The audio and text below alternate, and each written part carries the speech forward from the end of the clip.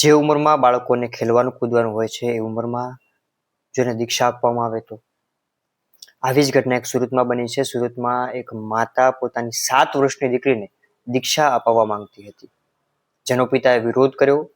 પિતાએ ના પાડી કે મારે મારી દીકરીને દીક્ષા નથી અપાવી, છતાં માતા માન્યા નહીં. એટલા માટે પિતાએ કોર્ટનો સહારો લીધો. સુરત કોર્ટે આજે ચુકાદો આપ્યો છે કે દીકરીને દીક્ષા આપવામાં નહીં આવે. કોર્ટે એવું પણ કહ્યું છે કે આ ઉંમર દીક્ષા માટે યોગ્ય નથી. પિતાની માંગણી હતી કે પિતા તેની પરવરિશ કરવા માંગે છે, તેને ડોક્ટરને એન્જિનિયર બનાવવા માંગે છે. ત્યારે માતાએ આ બાબતે પિતા સાથે ઝઘડો શરૂ કર્યો અને બંને જુદા થઈ. માતા પોતાના સંતાનોને લઈને પિયર રહેવા માટે જતી રહી હતી અને ત્યાંથી આ દીકરીને દીક્ષા અપાવવાનો વિચાર કર્યો હતો.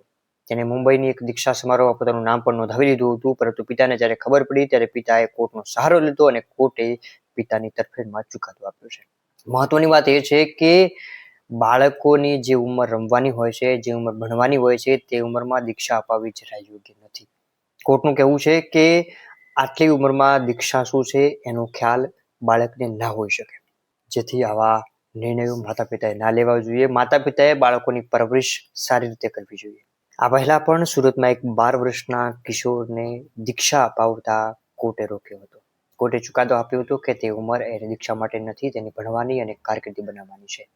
આ બંને કેસમાં મહત્વની વાત એ છે કે બંને કેસ એક પિતા દ્વારા કરવામાં આવ્યા હતા.